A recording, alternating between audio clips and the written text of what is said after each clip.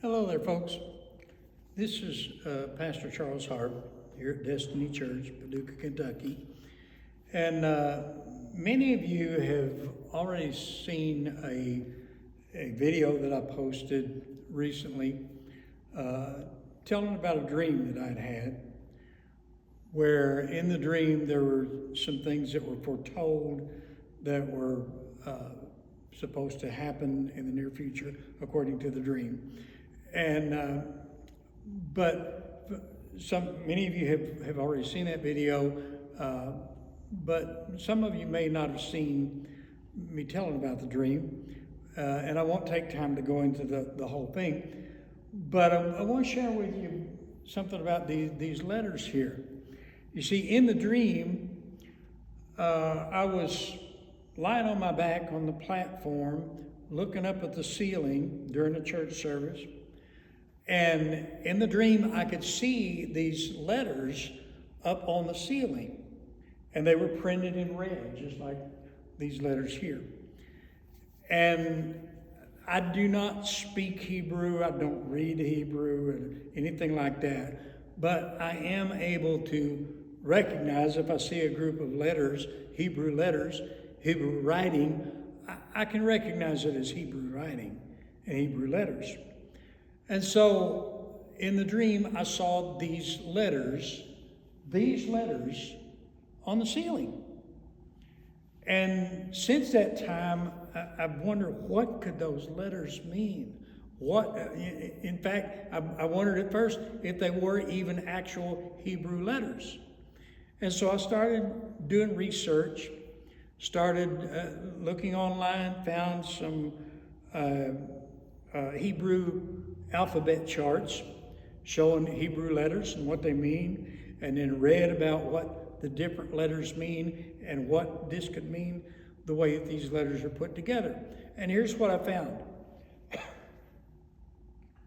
This letter, the first letter here, Hebrew reads from right to left as opposed to left to right, the way we read in English. The first letter is called Resh. Hebrew letter Resh, and it generally means head, like the head person, head of an organization, head of something, or chief or captain, something along that line. Like Jesus is the captain of our salvation or the head of the church.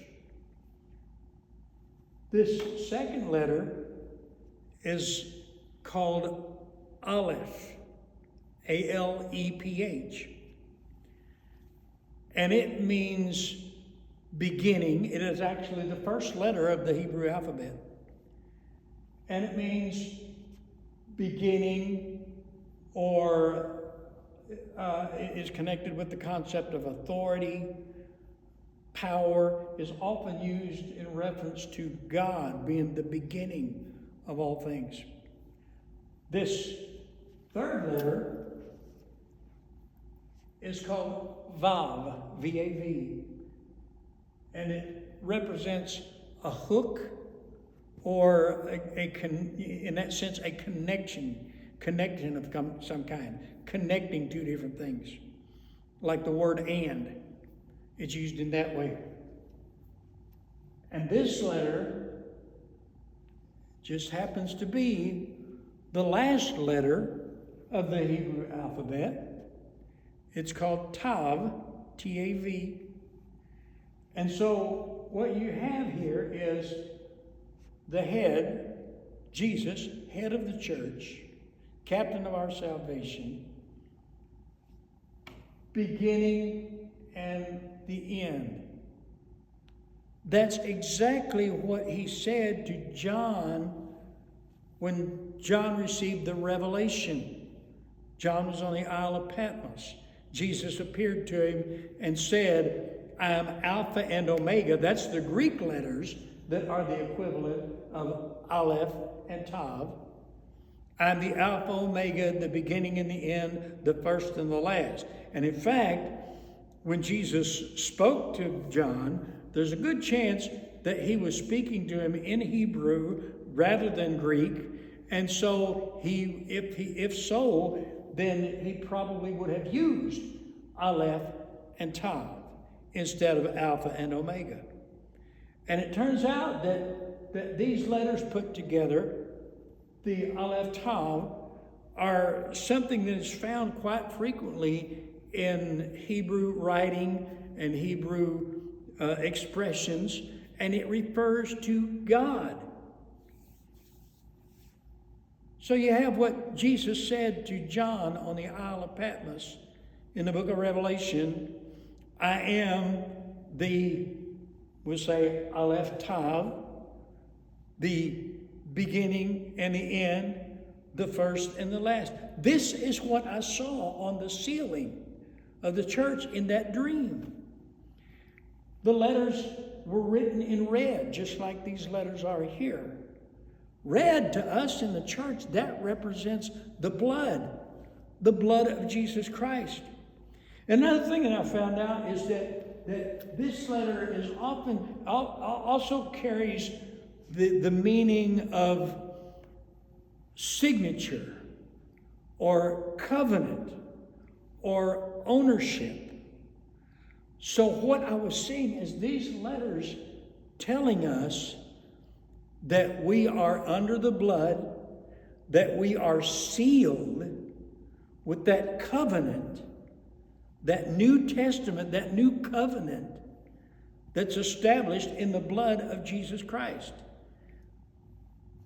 the head of the church. Aleph Tav, beginning and end. New Testament established in his blood. And we are sealed in him. In the dream, there were some things being foretold that were going to happen in the near future. You take that for however you want to take that. But that's what I dreamt.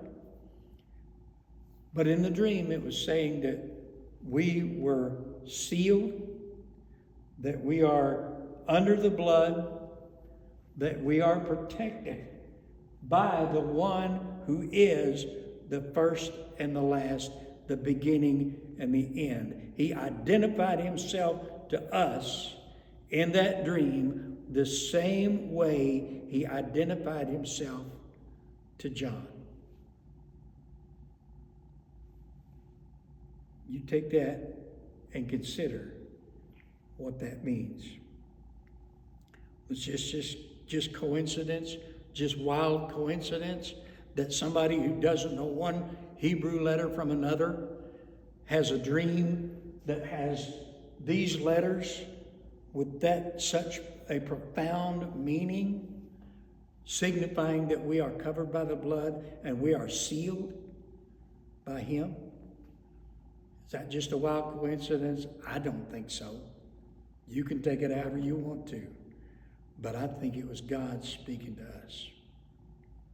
So, thank you for listening.